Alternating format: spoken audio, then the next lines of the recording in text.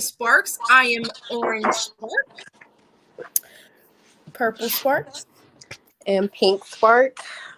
And with welcome a to black Sisterly. background. Yes. Welcome to Sisterly Sparks. On tonight's episode, we are going to be talking about people projecting your identity.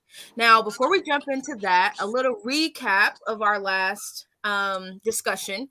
We were talking about core values and what those meant to us, what they are, what we kind of thought other people's core values were, um, from what we see and how our interactions work, and like what we thought would fit them versus what they feel that are the core values that drive their lives. Which kind of brought up this topic of this episode, with it being people projecting your identity. And this just kind of falls in the lines of when you if you don't stand strong in your core identity and your core values, people who may not like you, or who don't understand you, or have ill intentions for you, they tend to project your identity for the world to see. And sometimes that projection is how they feel about themselves, and they try to project that onto you and make you believe that that's the kind of person that you are. Those are really your beliefs and how you, as they say, move in this life. And then they also project this image of you for the world to see, for people to jump on the bandwagon, to agree and say, oh yeah, that is you, or I didn't know you was like that. Well, now that I know, I'm gonna move accordingly. So, and these things may not be true. So in today's episode, we're going to talk about just experiences that we may have had with people projecting our identity, kind of what it entailed when they projected our identity, what kind of image are they putting out there for the world to see through their lens, as well as what they're trying to project onto us. Do we combat these individuals who project their identities onto us, or do we kind of just stand firm in our identity and not entertain it, and just know I am who I am, and it's not aligned with who you are trying to say that I am? And we're gonna just see where that goes. But there's a lot of different avenues that we can go, and that brings up so many different things, and it's all kind of connected. So I'm very excited to talk about it, and so are my purple and pink spark. So yeah, but first, how are you guys doing? How are my sparks? Yes, ma'am. I was gonna say, before we get going, yes, we would like to know how all of us are doing, or how our week has been, and how are our mental right now in this moment. yeah. Well, I guess since I started talking, my week has been good. I can't complain. I don't think I have any complaints really too much. Life has been going good. I can't complain. I've been busy, booked and busy. That's what I asked for, so no complaints there. Yeah. In a nutshell, nothing else, nothing bad this week. I can say the same. Just day by day, step by step. No complaints. Just getting through there. That's all we can ask for real. And Really. this is like a day by day type of thing, because life do be throwing you curves and everything. So you got to prepare yourself every day. So for us to be in you, before I say that, how you doing, ma'am? How you doing? Life been kicking my tail this week, okay? I've been swinging. It's only Tuesday. It's only Tuesday. Do you hear me? That part. Okay. That I part. was tired. I was tired, okay? Right? Hey. Yeah, I've been fighting for my life for the past at least 3 days before the week even started, okay? Like, yeah. But it's okay. I'm hanging in there, and I'm throwing my punches. You But talking right now? You got a smile on right, your face? Right. Yeah. Yeah. That says Cause it and does it for me. shoot, cause what? Yeah, it's trying to take me out, but it ain't about to though. Yeah. Yeah. Just Nope. don't let it. Nope. Nope. But it's I'm ready for Friday. Where Friday at? Friday me ASAP. No Rocky. But yeah, You I'm is all right. crazy. I'm all right. Okay, But yeah. now we can jump into there.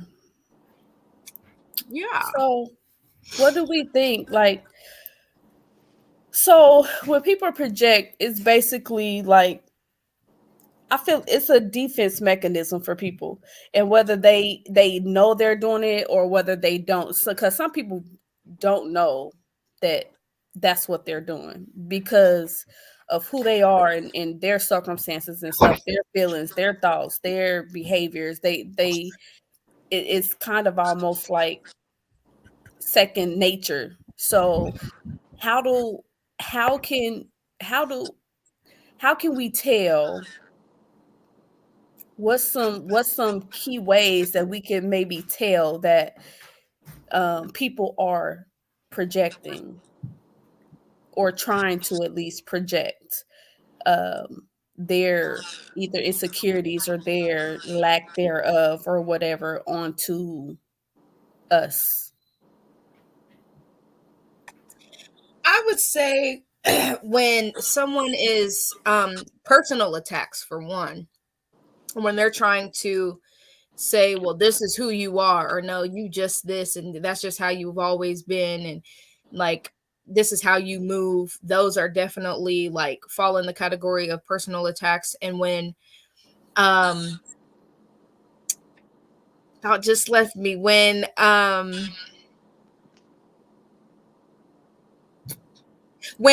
they're just like trying to tear you down, and like when what they're saying is like so far left with you're hateful.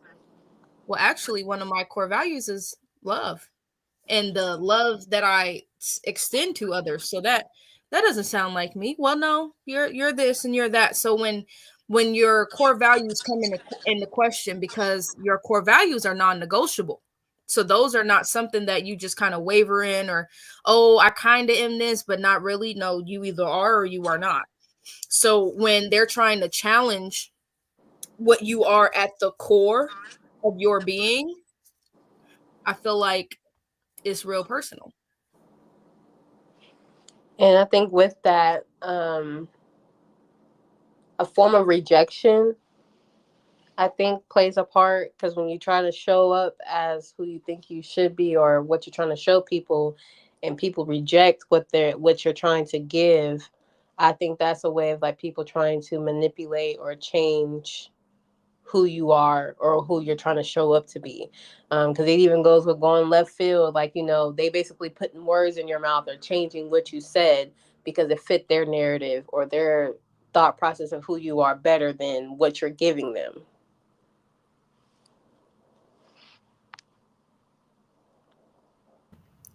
I feel like because one key could be them not trying to handle and control their own emotions and their own um ways or what have you. I feel like me with my sensitive tail and my I feel like that makes me only feel that much more like not bad, but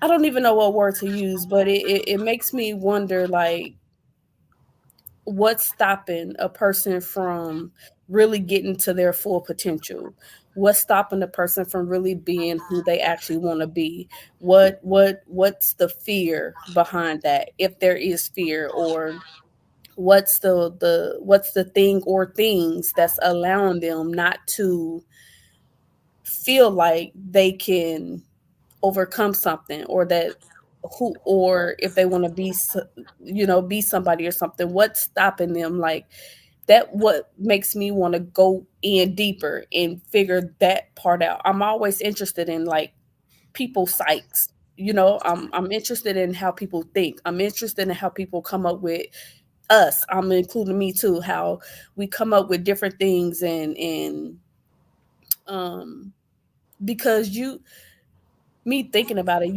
I just feel like there's have to be so much underlying, like, hurt, guilt, uh maybe we just haven't been taught or talked about, um because I told y'all, like, for a long time, I didn't think about being an owner or something, right? Because I wasn't taught that. I wasn't, nobody explained any of this to me, and when you going through life and stuff without knowing certain things, like, you can tell, it shows, and you can't respond in the correct way, or not the correct way, but you just can't respond in the way that you should because of the lack of information that you have. And so I just feel like, y'all know I take everything deep. I just feel like, though, it has to be something deeper for people, especially, like, because they be cold heartedly, like, finger pointing, poking, chest poking, like, telling you exactly, like, for sure that I'm not going to be this. For sure I can't do this. For sure this is where I'm going to be, or I'm going to be, or I'm not going to be able to do this, or, without a doubt, you're telling me 100%, and you stick on it. You could bet your life on it. Why? What's the, I don't understand. So I think it's that they see the potential and there's some intimidation. Because if you have an opponent, what do? How do you beat them? You try to attack every way possible to break them down. So when the time comes to face, you have the advantage because you've already tried to tear me down. So when I come to battle, I'm broken. My reputation is broken. My inner thoughts are broken. My self talk is broken. The way I think about myself, the way I feel about myself has been altered because you got in my head and you started messing with, well, I thought I was this, but maybe I'm this because she said it. And because you have such an influence on my life, now I'm calling into question everything that I believe. And just because, and I think people do it because they're, one, insecure about themselves. Two, they may see something in you that they don't like, that they wish that they had. So that touches a little bit on jealousy, but also where you, and I'm only speaking personally, but where you would expect that someone would want better for you than what they have done, did, do. It's intimidating to see someone else be able to go and do and achieve the things that you either thought you would be able to do, weren't able to do because you had to start a family, had to start a career, had to take a different route. So then you're kind of like, I could have did that, but I made these sacrifices. Well, that's all good and dandy, but don't punish me for it. And I think that it all comes down to they have a personal issue with themselves. Whatever it is that they're not dealing with, it's easier to see. We are all flawed, period, point blank. But it's easier to see other people's flaws. It's easier to address someone else's flaws than it is to look at self. So if I'm intimidated, I'm coming for you. Not me personally, but that's just the name of the game. You try to, how can I attack this person? How can I get them to be weaker, or they're too good and I don't, that's too good to be true. Hey y'all, don't believe this because it's not true, and because I don't want it to be true, and it's not true to me, so it can't be true to you or to anybody else that is connected to me, that believes me, or I have a heavy influence on.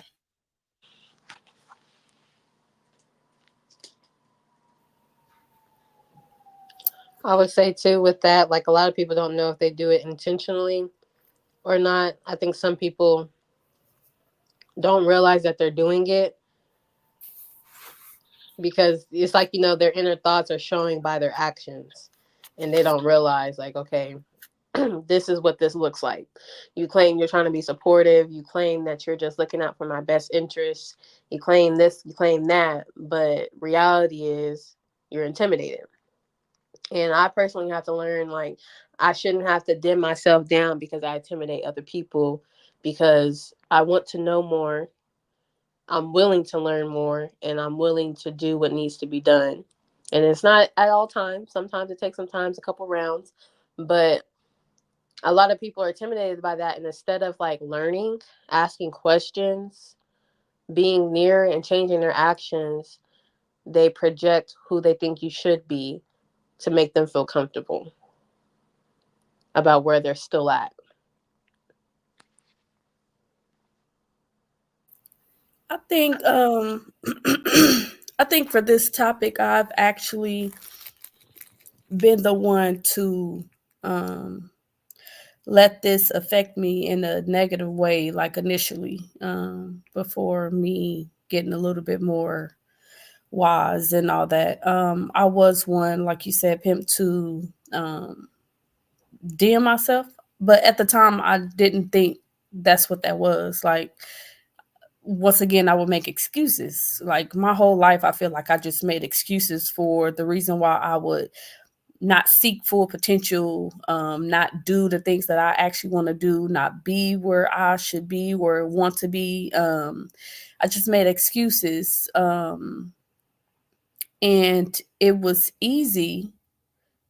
I can't say, like, truthfully, I feel like I was um, easily uh, able to be easily manipulated, easily to get something over on because of the several tries or the several um, excuses that I would tell myself, or the projections that I would have for someone else that I would think they would be, or what have you. And over time, as I've studied and I've meditated and I've thought about, like, that it's not right.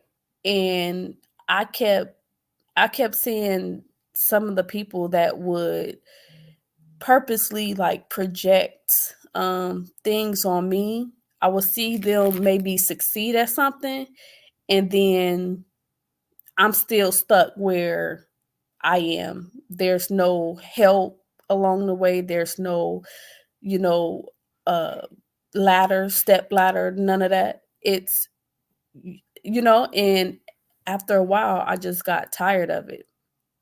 Like, wait a minute, but so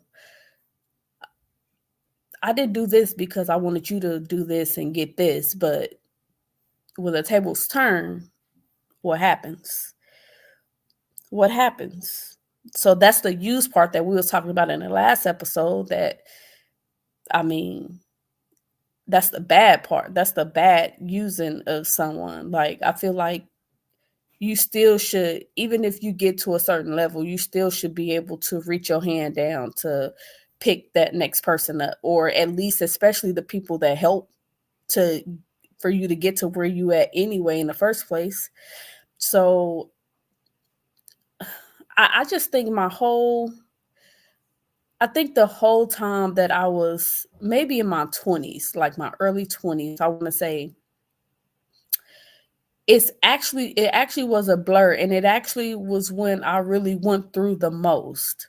And that's where I've learned and adapted some of the things that I one stand for who I am now, like what I will and won't take, the boundaries thing, me setting those, and because I didn't have those, and around that age, you are like really susceptible to like taking a lot of stuff. And um like we said too, like, if you're showing signs of weakness, which in my point, I feel like it I feel like once again, I feel like being kind or wanting people to flourish or wanting to help people get to where they want to get to shouldn't be a form of weakness. You shouldn't have to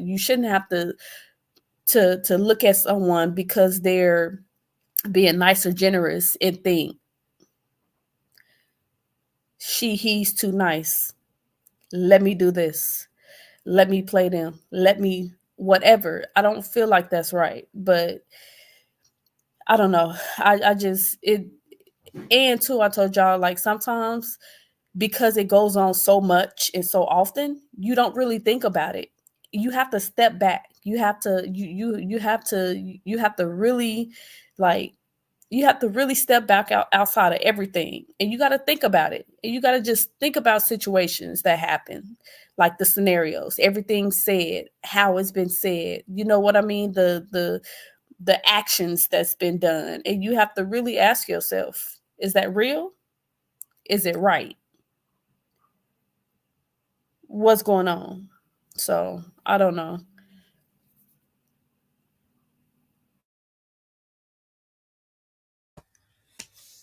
No, I think that's valid. And I think that also we touched on the point, and it might have been backstage, but on the point of hurt people.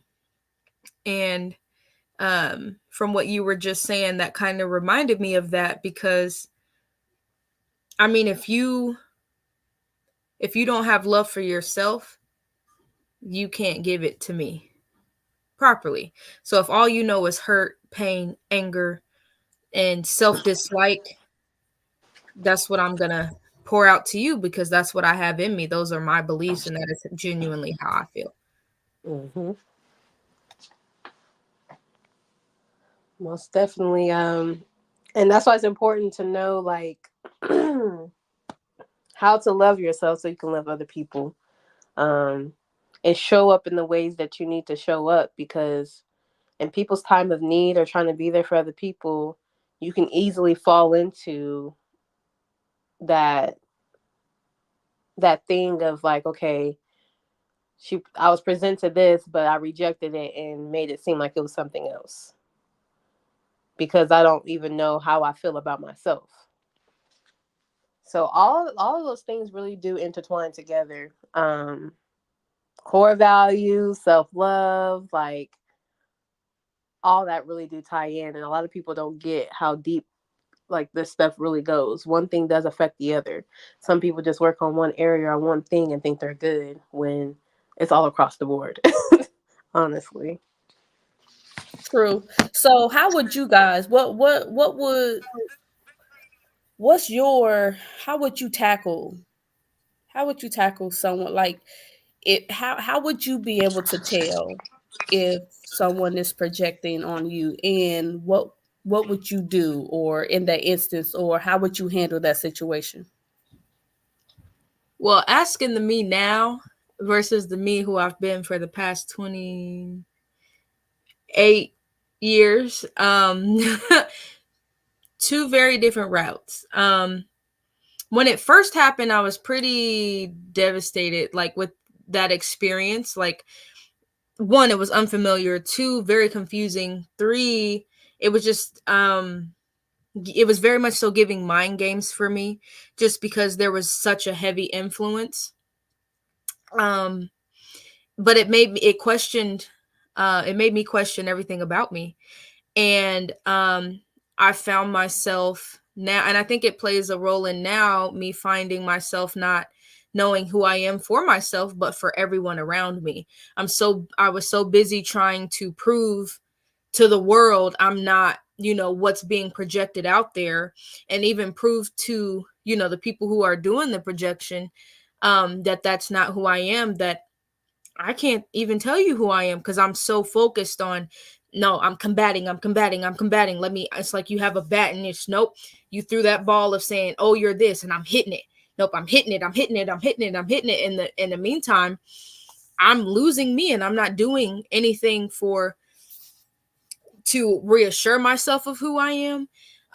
There's no positive affirmations going in my brain. I don't have positive self-talk. I don't have confidence. I don't have any kind of foundation of what I had from so many years of believing lies and telling myself that I don't believe them. But I truly believe once you hear something for so long and it's embedded, that you hear it and you begin to believe it. I genuinely started to believe it now, and believe it in the sense of not for myself, but because of your influence, it must be true. So let me figure out how can I not be this? How can I be me in your space? What do I have to be approved? What I have to be accepted and welcome and around and all of these things. And it's exhausting. It's like a merry-go-round. As Meredith Grey said, no, her mama said it, but regardless, Ellis Gray said the carousel never stops turning. And that so real, because it's a never ending. You might be good for a little bit and then you're back bad. And then you're good for a bit and then you're back bad. And then you overextend yourself. So all these core values are being taken out of context, in the sense that you're overdoing it. So for me, it was, I'm a lover. I love to give. I love to help. I love to do these things. So now I'm overdoing it just to prove myself. And it's like, you don't value for me and my time. You only value what I can do for you, what I can give you, but you don't like me at my core. So now I'm not combating. Like, I will combat in my inner circle every now and then when it becomes too much. And it is a lot to handle. It doesn't mean that it's not a hard road to walk or a difficult thing to deal with. So I will confide in my people who know who I am and that can reassure me of who I am when I start to believe the lies. And I've chosen to set boundaries, and some of those are physical boundaries where you no longer have access to me. And that's just where we're at. But that don't mean deading ones. I think it's a difference between you putting space between you and loved ones or friends or whatever, and deading them. Precisely. No, you have to be very ill-minded to dead an individual before they actually die. To have a funeral for them in your head and walk around as if they were never born, that's serious mental illness. No, absolutely not. For me, it's just, you don't have that excess. We can speak when we see each other and be cordial on a high bye basis. But even if you choose not to do that, that's okay too.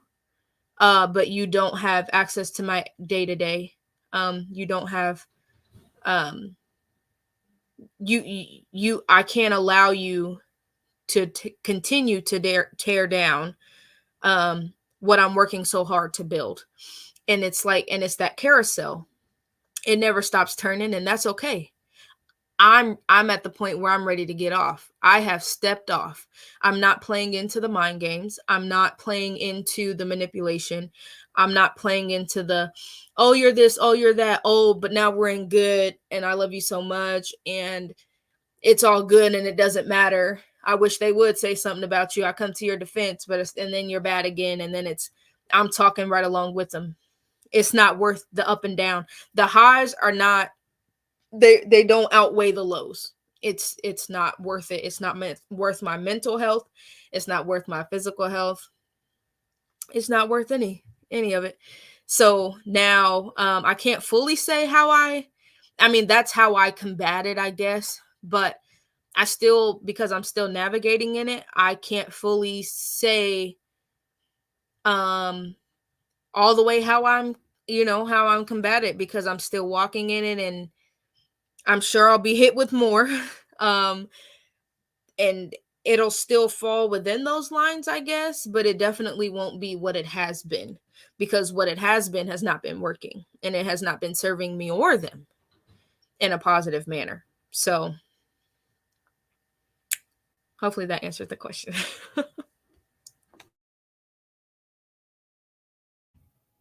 And what about you, Pimp? My bad, I'm driving. Can you ask that question again? Can you hear me? Yes, sorry. So what would you do like if you were in a situation to where one first, how would you know um given who you are and maybe your surroundings and whatever, how would you know if someone is projecting onto you their things onto you, and what would you do in that situation, or how would you handle that? That's a question on a question, boy. I think assessing your feelings when you are having a conversation or interaction with someone, and because sometimes you just don't know what it is exactly, but it probably didn't rub you the wrong way, or it made you feel some type of way.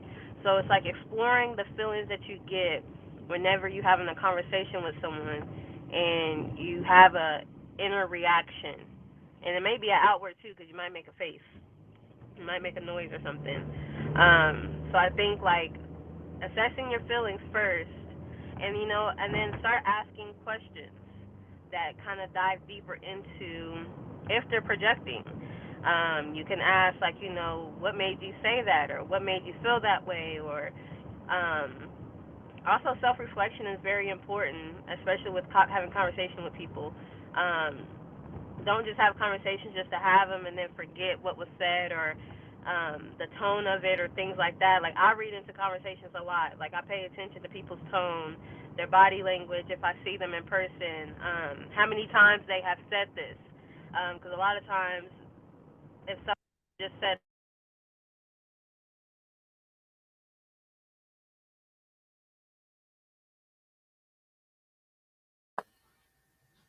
Well, we were getting good feedback. Um, I'm sure she'll return soon.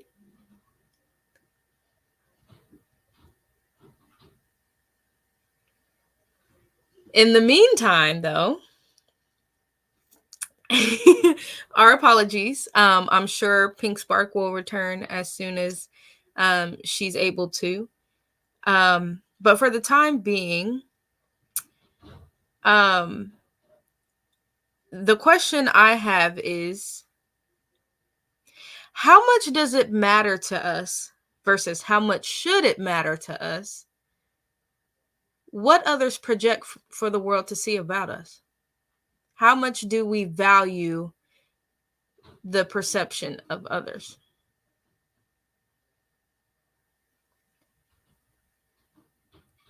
Tanya, Tanya. Okay, let's be real, right? So we have feelings, right? We either love, cherish, care for people based on what we see, what we show, what they say, all that, right? Mm-hmm. So I guess my answer will be a question also with an answer. Mm-hmm. You want to be able to trust somebody, right? You want to be able to believe in a person, whoever it is. Why wouldn't you initially, before you even find out if this is even projecting or anything, why wouldn't you want to take um, information or anything from the people that you care about, love, cherish, whatever? However, those people, however, could be the ones that's doing the projecting. You hear? Yes. I Okay. think Pimp is back. Okay. I just Okay. had her back. Okay. Um, I think before I really had a chance to really think about it all the way, I cared tremendously because and I wasn't thinking, but I really cared because I really cared for the people who was actually doing it, and who they were saying it or projecting to, Mm-hmm. right? Yes. However, if you think about it, that will make a person care less for a particular person. It will make them have less love for a particular person. It will make you not see the person for who they claim they were or whatever once you find out what the actual what their actual plan is, or what why. The If motives. you really love somebody or care for somebody, why would you project bad negative things onto that person? Why would you talk about that person to people? Why would you downplay that person to people? Why would you do any type of negative anything to or at that person? I don't, if you're, so let's, family, relationships, why, if you're dealing with that person, what benefit is it for you to go around and bash somebody because it's just something that you're feeling, or it's something that you feel like, or you don't want somebody to look at somebody a certain way, or I don't, in my mind, I don't get that. So I take back I take back the immense amount of care and um, um, love and admiration for people when that stuff is done, because I'm like, for me, in my definitions and in my mind and my understanding, none of that is love. None of that is caring. None of that is helping. None of that is anything except for you probably trying to make yourself look a certain way. And Mm. then the kicker be when it comes out that you don't act the way that they said you're acting. You don't speak how they say that you speak. You don't do the things that they say you do. And you're around those people that they're talking to about you, Mm-hmm. and you're doing the complete opposite. And now they're looking like the dummy. They're looking like the crazy person. They're looking like they're a liar. So then it creates more turmoil and more chaos, because now they have to do things to where they get you more and more out of character so that you can go to those places and be those things that they already projected on you. Mm-hmm. They know, when people know what makes you tick, when people know everything about you, when people know how to how to get under your skin and all that, you don't think that they would do that just so they can maintain their image to people? Absolutely. Absolutely. That's it. I That's it. agree. And Pimp, do you want to come back? I see that you're back. Do you want to come back in and finish your thought? Yeah, I would just say like once you realize it, and see that that's what they're doing, um, definitely those boundaries or having those conversations with people definitely is the way to go. I also know that a lot of people aren't ready for those honest conversations. Um, so it's like you can try to start or try to do it, and if you realize like okay, people are trying to put up a wall or pretend like that's not what they're doing, then just go ahead to leave it where it's at. But you know what you know, and just move accordingly.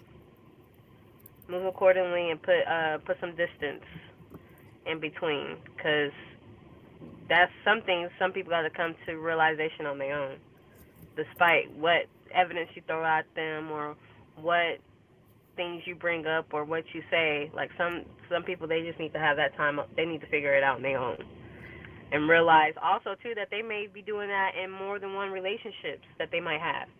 Because 9 times out of 10, if they're doing it with you, they're probably doing it with someone else Mm-hmm. who may be acting or remind you of them, and that's a them problem.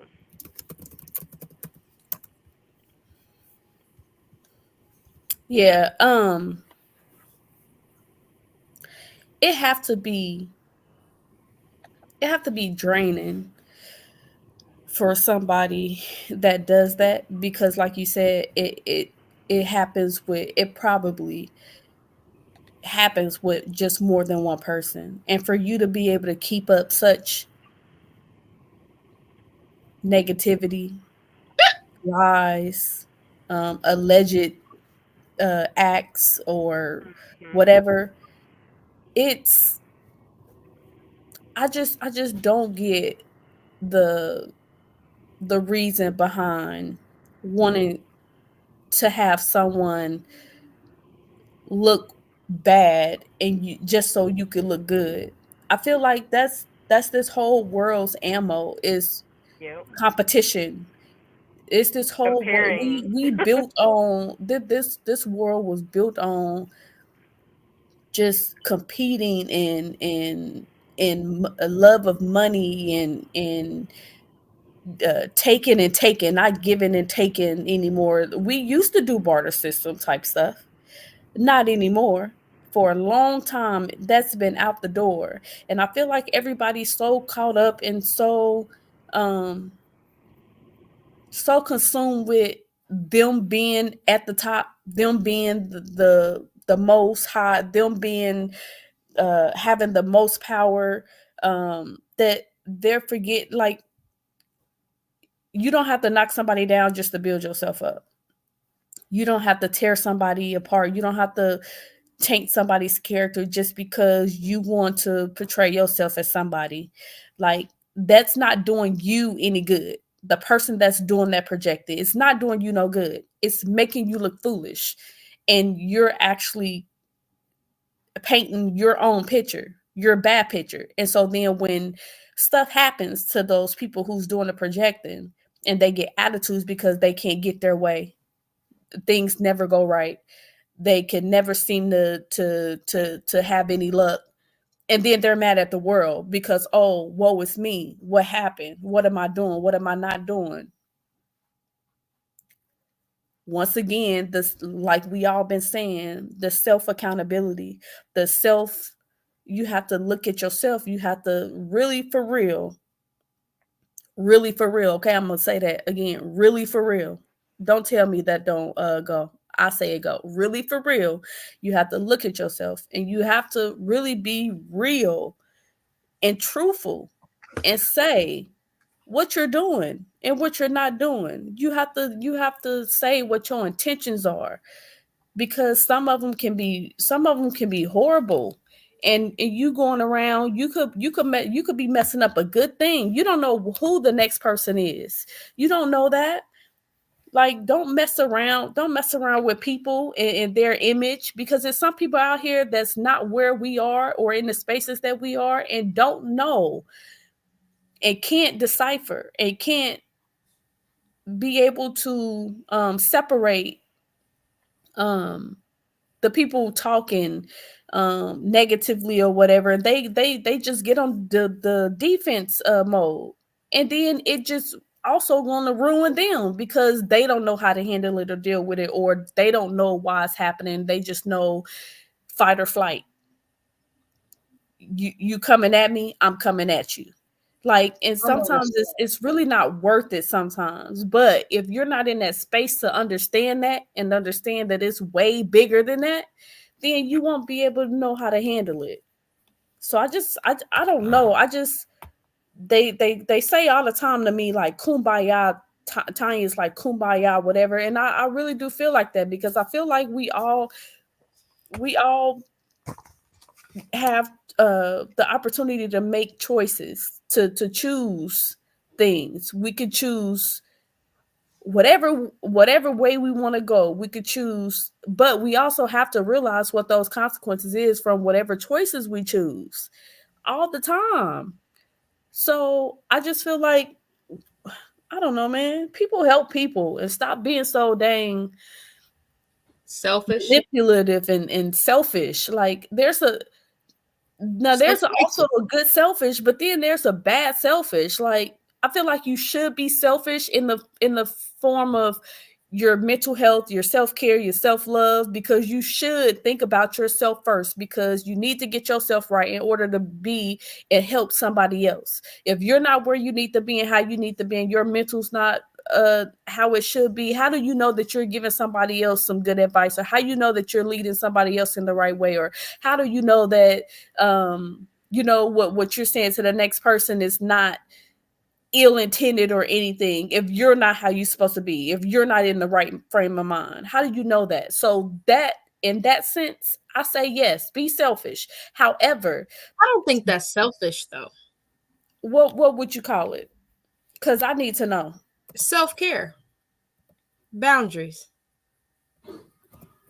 Boundaries are put in place to protect you and to ensure proper care for you from others.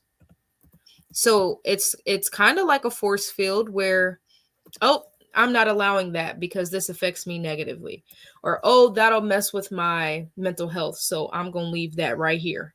Like, and that's not a selfish thing to do, because like you said, all those things you listed are true. You can't, I can't give advice to someone if my mind is not in the right frame. I just gave you way left advice instead of right or in the positive direction advice. So, I don't think it's selfish to have those things in place. But it is important to note, like, I need these things to be in order for me to function properly and to be in my right mind and in a good space. Hi. Welcome. Hi. Hi. How are you? I'm good. How are you? Pretty good. I'm Leah. I'm Tanya. Sorry, I literally just got in the house. Oh, you okay, girl? Okay. So we'll take a pause real quick, and so what we normally do when we start the podcast, we like to ask, how is your mental? Because I feel we feel like it's not really talked about much. People don't really care about it too much anymore, but life be lifing. You know, you go through things on a daily, right? And so I feel like we need to start acknowledging, or start at least trying to show some type of care, or I don't know, just about, are you good? Are you in a good space? Are you bringing attention to it? And well, thanks for asking. As of right now, in this moment, I am in a good space, and that's going to fluctuate, and that's okay. I had someone tell me it's always going to change. So just in each moment, ask yourself how you are, and if you're not okay, that's okay, and figure out how you can get to, another point. But now I feel like I am in a good headspace. A couple days ago, it wasn't that, but we're here now. We're not in a good space. That's all. So Right. Just knowing that. So how are you guys? We're good. Well, I'm good. I have the same sentiment as you. Like, in this moment now, I'm good. There's no complaints. Everything is okay. Once again, it is day by day situations that you handle. But yeah, as of now, a good spot. Good. What about you, Cora? Like I told them earlier, Cora been fighting for her life. But I'm swinging, so you're here, so you're winning. Even right, though it may exactly not feel like what I told her. Right, it may not feel like it, but you're winning. Right. No, yeah, for sure. But it's been a week and it's only Tuesday. You know, they say the strong get the the worst battles goes to the strongest people.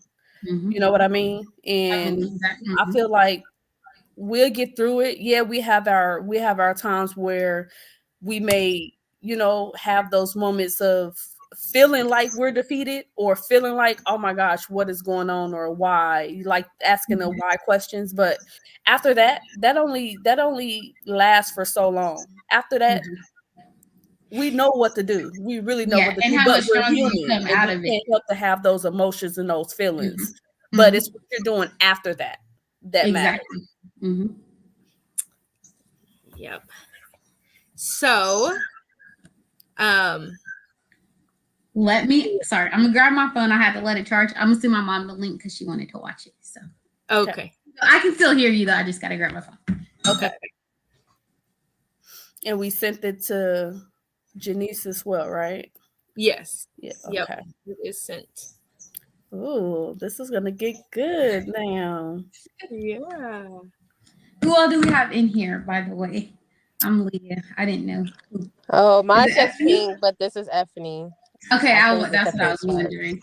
Okay. Okay. Hey, girl. How are you? Hey, hanging in there, hanging in there. And that's my oldest sister. Yep. Mm-hmm. Yeah. She spoke very highly of you, by the way. So, and just by what I've seen in the last one, I mean, I was smiling the whole time. You guys, like, I was over here quiet. Y'all couldn't hear me, but I was just smiling. And I was like, "This is amazing. This is what I needed." You know. Listen, I love talking, and I like to have somebody to talk to or talk Yeah. about like important Most stuff. definitely. So Right. you know, because you never know what you could get from the next person. You never know, once again, how you can help the next person. Somebody may be in a bad situation. You could be saying like you're good right now, but you're actually not. And it may take something that we're talking about or something that we're saying to get you to the point of where you need to be. We don't know that. You know what I mean? So I feel like it's always good to be kind. It's always good to be nice. There's no price tag on that. There's nothing expensive that you have to do with that. Just be nice and kind. That's it. That's it. That's all. Like, so yeah, the more the merrier. I mean, I love dialogue. I love talking. As I hope she told you, I talk. I either be quiet or I'm talking. One of the two. There's so much to be heard. You know what I mean? And I've learned that a lot of times your testimony can be someone else's breakthrough. So to catch you up though, we were discussing about, I asked the question on how would you be able to tell if someone were projecting or trying to project their identity for your identity, and what would you do in that situation to with anybody? How would you handle the situation? That's a great question. I think it starts with being aware of who you are, and then just kind of notice, just being aware of other people. You know, what's their motive, what's on their agenda. If it seems like, okay, they're trying to push a certain idea or something on you, that's how you kind of know. I've actually had people say, I pictured you doing this in life, or I pictured you doing that in life. And I'm like, you don't really know me. And people who try to do that don't really know you, because they would, you know, see through that. And how to handle that. I don't know how, besides, you know, just letting them know, like, this is, you know, this is me. This is my life. I have my own purpose, you know. And that's whatever God calls it to be, you know, not you. And that could be our parents, because sometimes parents have a hard time trying to, you know, kind of let go, and they think, okay, this is what you're going to be, you know, this is what you're going to be in life. And sometimes we have to be real with everybody, even our parents, and just kind of lay it down and just let them know my life, you know, my destiny. I define that. You just hit a major one right there when you said parents, because I feel like society feels like we have to treat parents a certain type of way and not hold them accountable for things because they're our parents or they're our elders, and they can't do any wrong or whatever, but they could be the main ones that's part of the reason why we are the way we are and how we handle things. And we need to be real about that. Not saying taking away anything from their parenting or them being able to raise us and get us through. However, they're human also, and they don't know everything. They're not perfect either, and they can only teach us what they know. They can only teach us what they've been taught, and the cycle keep continuing, which is why it's so important for us to have these discussions and to be able to talk to our kids and future kids and other kids about how to treat people, like, you know what I mean, just basic things, because this cycle is going to keep continuing. We're going to stay it, because I know for a long time I felt everything was disrespectful. And when it came to my mother, like I couldn't say any, I couldn't be against her with anything, like, or else it was over. Like, you know what I mean? And that intimidated me enough to where I held back certain things. I held back saying certain things or acting certain ways or doing certain things because I felt like that's not what she want for me. That's not what she told me I need to do or how I need to be. So I need to not do this or, not go here or not say this because that's mama. Like, even if you believe something different, that's mama, Right. So you are right. That's how we were taught and brought up. But at some point, parents have to know they have to let go. I'm gonna send my mom this link. Hold on. Go ahead. I know everybody's sending links. So while you were talking, that made me wonder, and I changed the little tag on my screen to and it should have said, does parents' projections outweigh our identity? If we know our own identity and whatever it is that they see us to be, whether it's, I'm an artist at my core, but I see you as a wedding planner. Do I have to step into that wedding planner because that is your projection for me in my life? Or can I be true to what I am? And is it okay to combat that projection you have for me? And what does that look like if I go against that grain? I would say it heavily influences where we think we should go in life. And sometimes parents aren't aware of what they're doing. They try so hard they have this idea and this picture for us, whether it's something that they didn't get to. A lot of times you get cases like that, and it does heavily influence because at the end of the day, we don't want to let mama down. We don't want to let daddy down. So it puts them, a hard situation. So I believe it definitely heavily influences. And I think that it should influence it to a certain extent, but it shouldn't take over your full identity. Like, depending on the relationship that you have with your parent, respect goes both ways. But I think with parents, there's this basic level of respect because it's like, you are my parent. But depending on the relationship that you have, like if you have a deeper connection or if you value them and their opinion, of course, you can take it into consideration. You can think about it. You can try to put yourself in that position and see what it may look like in thought, but it doesn't mean that you have to conform to what exactly they say. And I think that parents should also be open to realize, hey, I may have said this or I may have visioned you this way, but I know that might not be what you want to do with your life. And also think about your intentions. Where is it coming from? Do you truly see them being that, or are you projecting your failures onto your child? And you would like to see them acted out because you didn't get the chance to, because you made sacrifices, which is in turn punishing your child because you made a sacrifice to raise them. Mm-hmm. So I think you're speaking to me. Listen, I'm speaking to myself.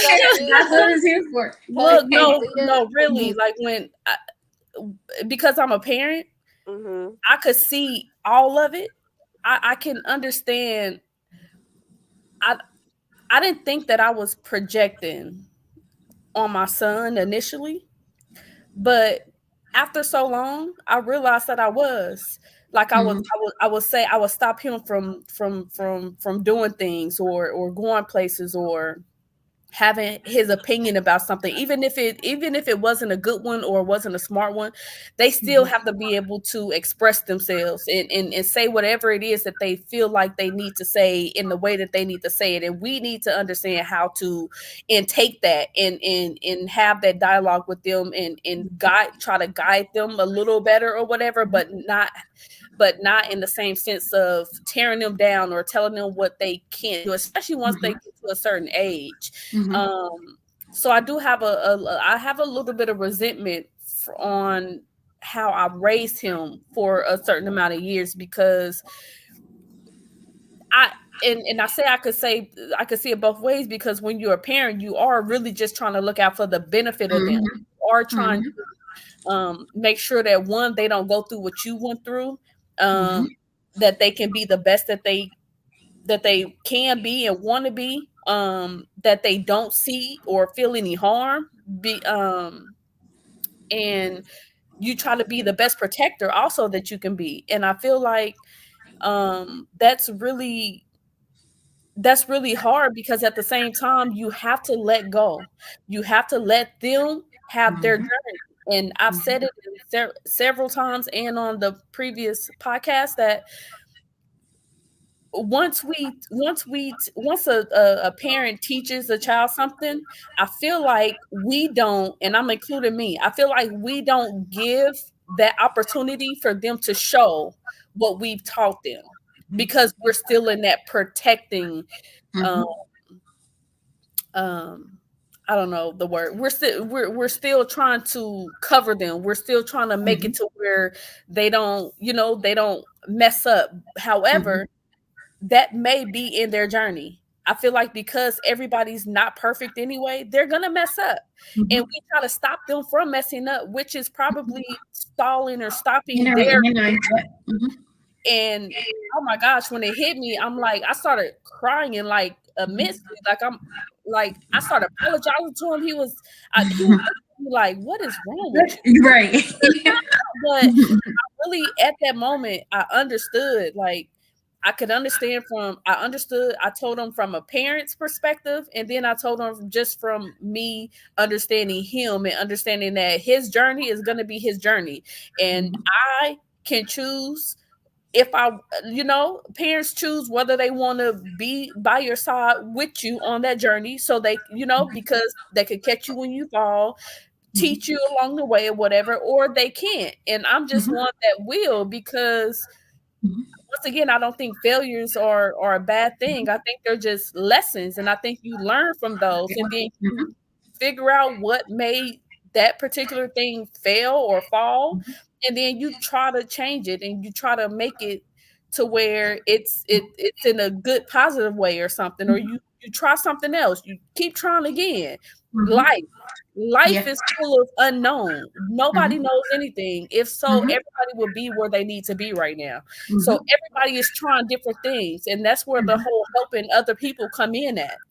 Help somebody with the information that you have, that you know for sure is good information, and you're intentionally in a good way trying to portray that and trying to get that out, right? And so now, I mean, my son, he's crazy though.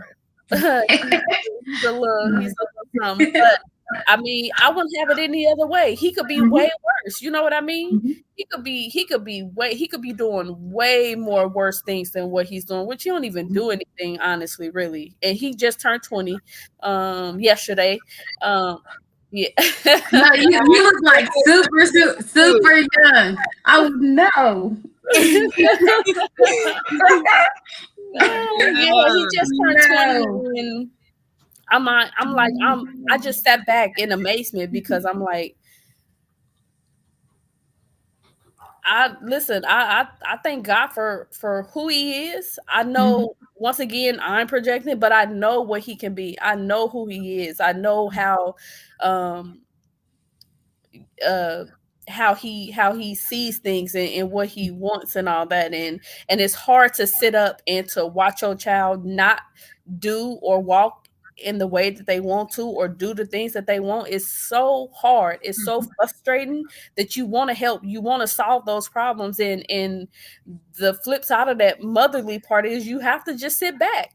Yeah, you have to sit back. There's nothing that you can do. Once again, especially when they get to this age now, there's nothing you can do. They're making all their decisions. They think they're grown. They're doing everything that they want to do. And it's like all you could do is sit back and have anxiety, because you're wondering, okay, what they doing? Especially when they leave your house. Okay, where they at? Who are they hanging with? Who are they being influenced by? What are they doing right now?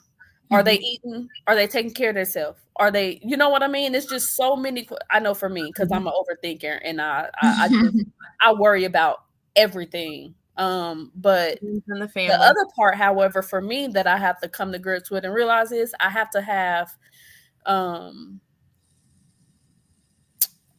I just lost the word. I just have to be able to trust and know that at some point he will remember the things that we talked about. He will remember, what was said, or and that's also why I try to walk and try to do what I do and try to walk how I need to, because I need to be an example, right? I can preach one thing and then do another, and then he sees it and wonder why, and I wonder why he's not doing what he needs to do, because I'm telling him something and then I'm doing the complete opposite of what I'm telling him. So, right? But I don't know. It's just hard. But however, though, I do feel like parents, yes, they can say what their projections can be. And y'all are right. We can respect it. We could think about it. We could, have it in our thought processes and all that. But that does not mean that's who we need to be, or who we are, or who we should be. We are the only ones that could tell what we want to do, who we want to be, where we want to go. And sometimes our parents can't see that because we live in the old days, right? Go back to the older days. We always talk about, my mama, we didn't do this when mama was alive, or we didn't go here, we didn't act like this, but the times, more and more decades pass, things change, and we have to grow with the changes. Changes. You know what I mean? We have to take that into consideration. So, I have a question. Yes.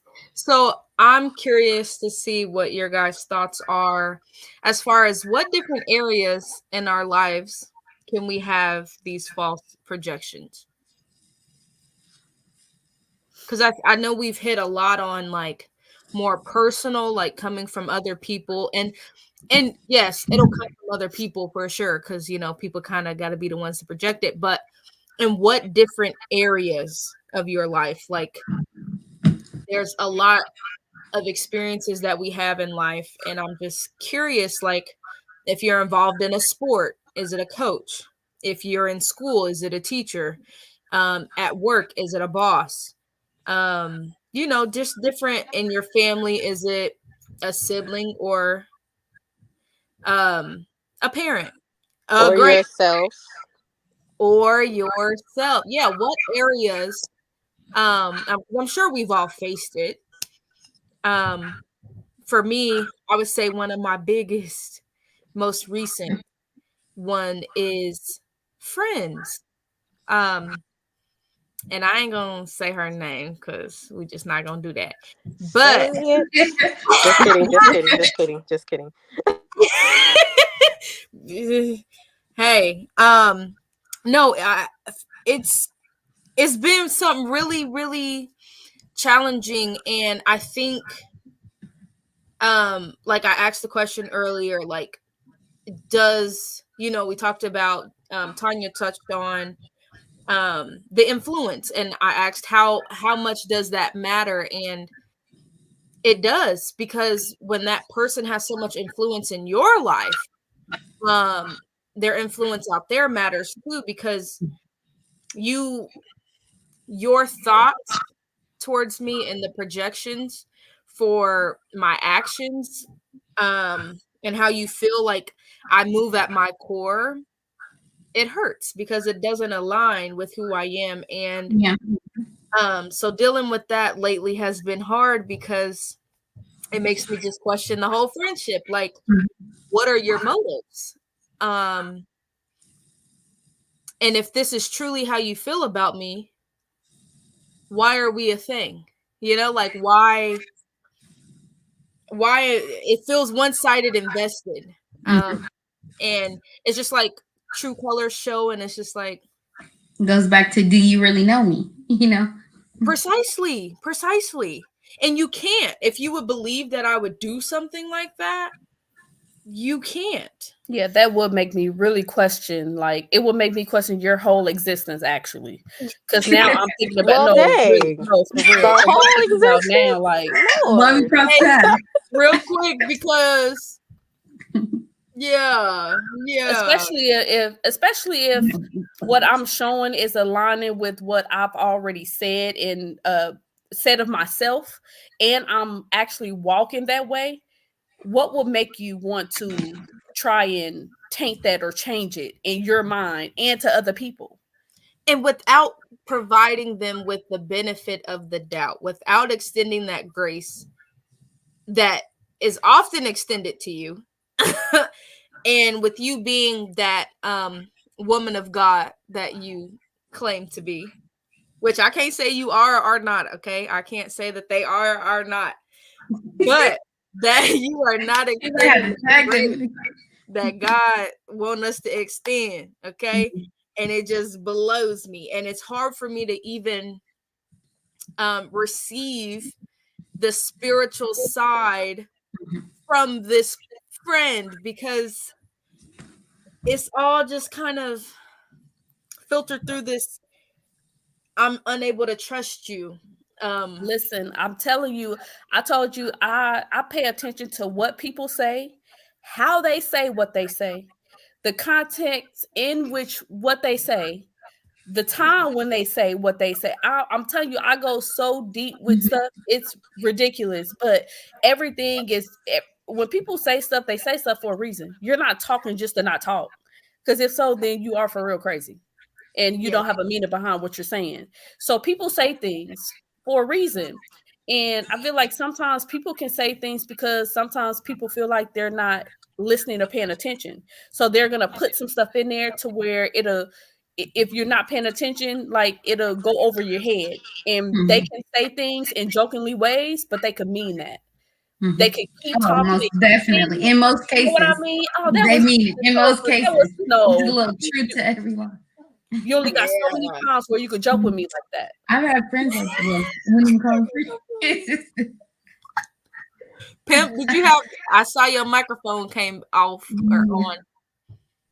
I'm just listening. Oh, okay. I agree. I will say my circle right now is really small, but everybody in that circle, they know me. So the things that they're projecting are things that I'm, expressing, bringing out. And so what they're doing now is they're aligning with that projection. They're not bringing anything else that I'm not putting out.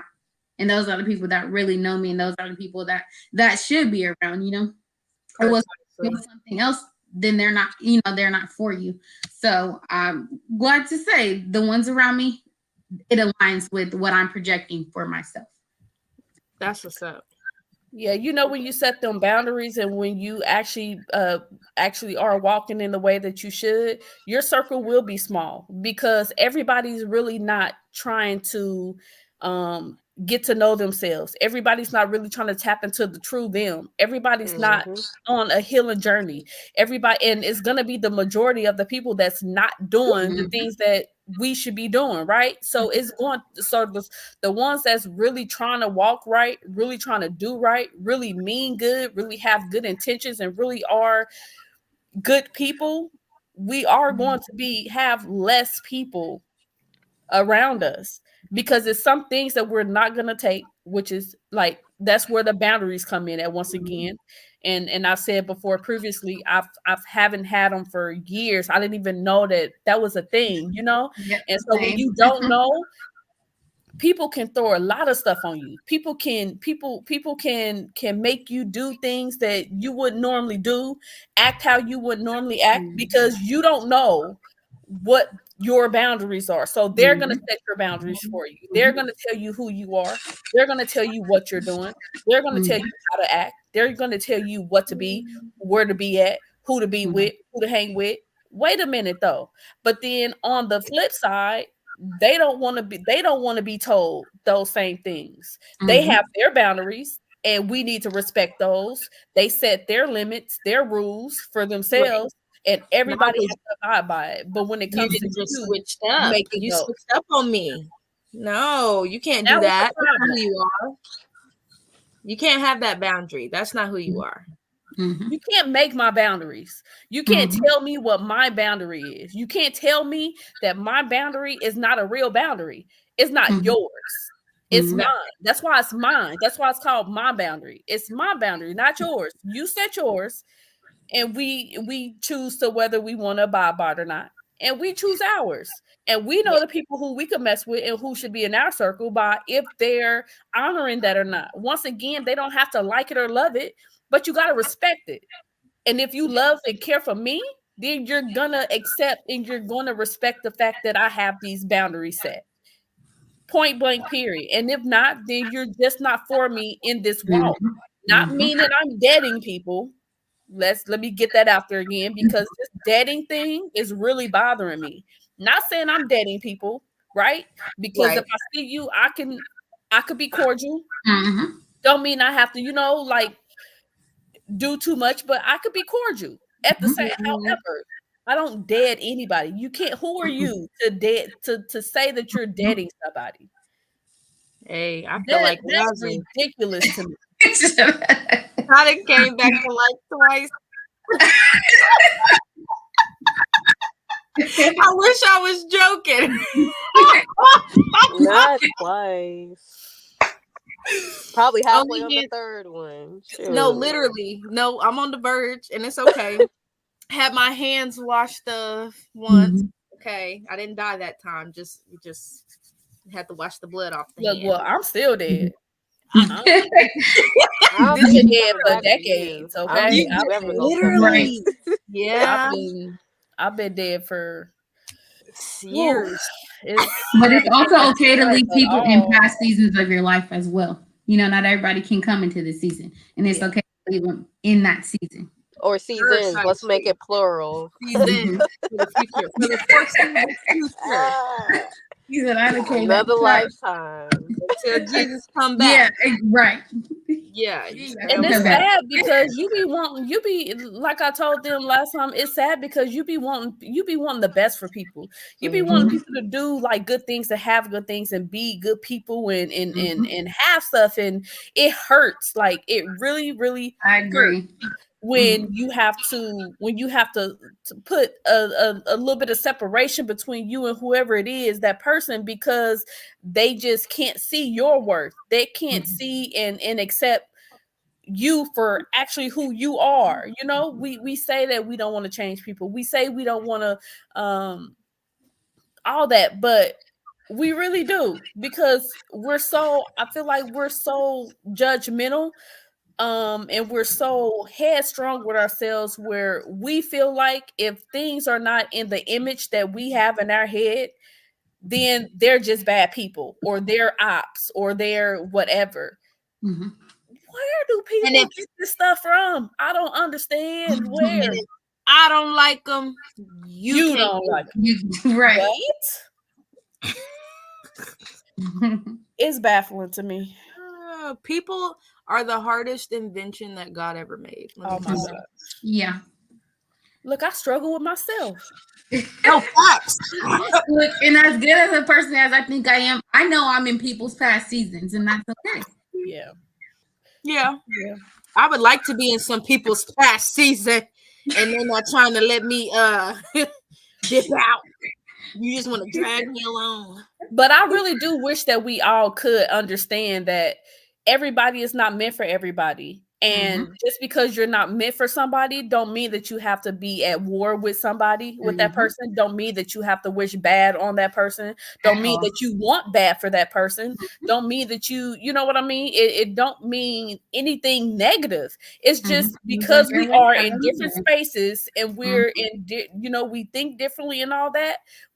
There's several lanes out here, millions of lanes out here. We all have ours. Some people choose to get in yours, some don't. And it's okay for people not to be that. You maybe can link up later on when everybody gets to where they need to get to. You know what I mean? Some people, and it may just be because some people are not where they actually need to be. So it's probably a good thing that you're not really heavily involved with somebody, because they may taint you on your walk, on your journey, on you getting yourself to where you need to be. You know what I mean? And then it's another cycle. It's more rifts, it's more chaos, it's more trouble, it's more blaming and finger pointing and all that. And I just feel like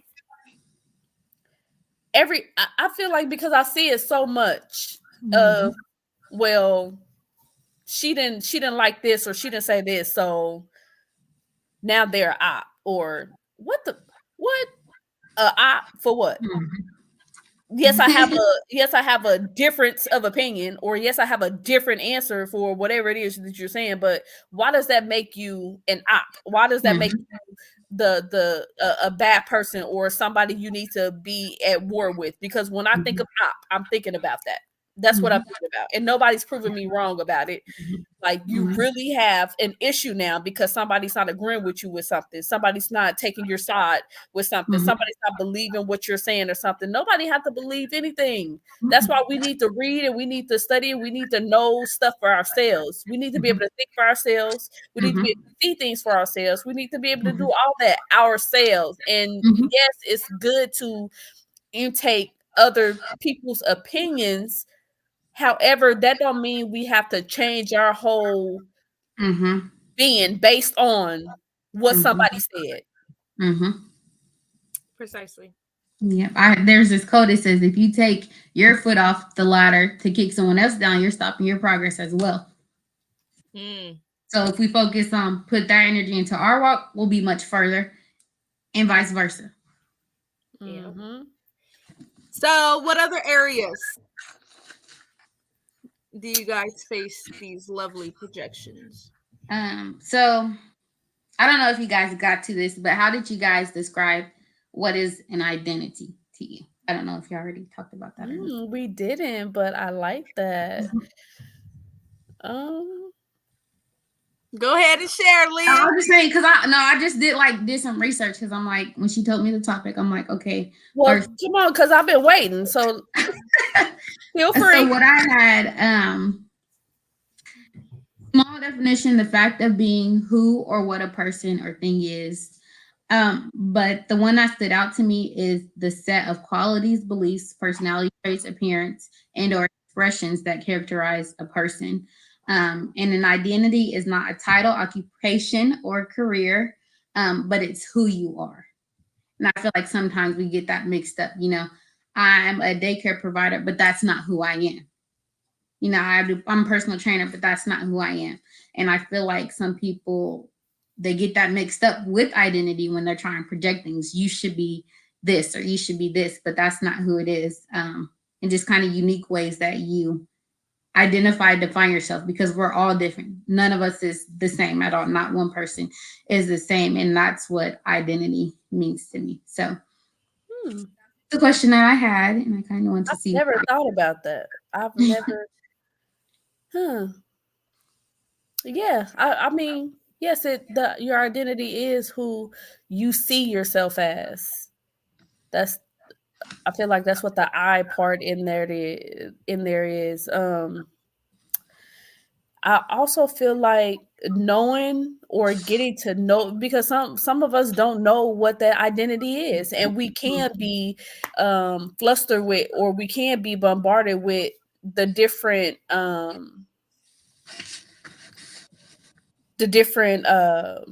things that other people are saying, right? So if they're saying, well, we should do this or we should be that, or we start to think, like, if we're really not in that space, we start to think like, if you don't know who you are, you will allow those other people and then start. Somebody will try to tell you who you are, try to make you be how they and who they see you they want you to be. Yeah, and that's it goes on a lot. We don't talk about it. We think it's normal because it happens like everywhere. But that, I mean, that's a good question. I promise that is such a good question. I really never thought about that. But I feel like that's where self-reflection come in at. I feel like I told them a little bit ago, when you are on a journey for really understanding and knowing who you are, sometimes it takes isolation, right? Because and it takes accountability, self-accountability, right? Because we could point the finger and we could blame all day about everything that's going wrong with us, everything, all the people that's bad that's in our life. You know what I mean? Everything is always somebody else's fault. However, if you study, if you have a constant negative surrounding.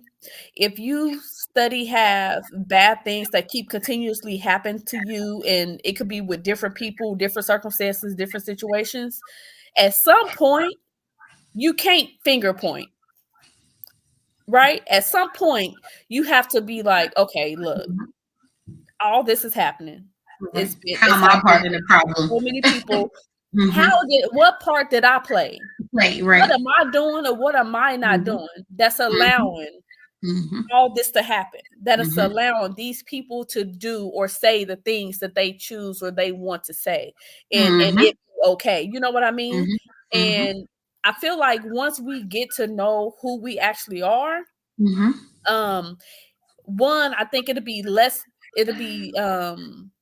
it won't be as hard for people to project certain Yep. things, right? Mhm. Because I feel like when you know who you are, there's nothing that nobody can say to you There's that only you're will only projecting your true self, and that's the only thing they can see. that's They can't do that's when you nothing else. realize they're doing their projecting on you. Mhm. So now it's Mhm. no, you can't do Change it. that up. No, Yeah. you can't be that. You can't Mhm. tell me because you don't really know me like that. Mhm. You don't know what my journey or my plan is. And especially if I haven't told you, you don't how would you know? You're God, Right. you're some being, some powerful being that I don't know about, and you actually know what my road is like. So Mhm. why I don't know? I should Mhm. be there right now, right? So Mhm. you don't a person doesn't know that. Like, Mhm. so it could only be them projecting and them saying what they can do. And then that's what I was saying a little earlier too. I feel like I get in my little mushy way, and now I wanted to find out, why are they thinking like that? Why do Mhm. they have those thoughts? Why do they, and that's where my help want to come in at, like, because you just want to help a person not be like that. Yeah. Why would you Mhm. want to be like that? Uh-huh. I don't understand that. That's crazy work to me, for somebody to really sit up here and tell you who you are, or tell you how you are, tell you, or not even you, somebody else. Mhm. Like, you can't, what, and then that makes it, that makes like a domino effect, because now people are talking even though it shouldn't matter. And even though, you could be you can have the highest form of vibration about yourself and all that, it's just something about people put negative connotations, and people put negative thoughts and negative things on someone else, to someone else, because Mhm. there is all kinds of opinions. There's all kind of, we live by reputations here on this earth, and all that, right? And so it sometimes what we have to do every day on a daily, sometimes it do depend on people you may know, or Mhm. instead of what you know, which is Mhm. ridiculous to me, right? Mhm. Most So at a definitely. drop of a dime, somebody can ruin you. Somebody can Mhm. mess your life up Mhm. because of their thinking about you. They're Mhm. not liking you. They're not liking the way Mhm. you are. They're not liking the fact that you don't agree with them. Mhm. That's insane to me, which is one reason why I got my own, which is one Mhm. reason why I Most started the definitely. business myself, because people Mhm. got me messed up. My eyes got wide. If you're gonna control Mhm. my life, my Mhm. income, my key, what? Mhm. Because you don't like me? Go sit in Mhm. the corner. Go somewhere on the beach or somewhere and drown. What is wrong with you? What? Stop playing. Don't try to, for people to have that much, or feel like they have that much control over my life. Mhm. Ridiculous. And I can't take it. And I see so many times where people in jobs and stuff, where people, they take their positions Mhm. overboard, right? They Mhm. feel like because they're higher ups and they can do, mm-mm, not over here. Yeah, I think everybody's projections are from their own experiences. So you can project something from me because I had a different experience. So I don't see it this way. And so we put our past experience and what we think in our perspectives on someone else. And it's never going to work like that. You can't do it like that because my experience is different.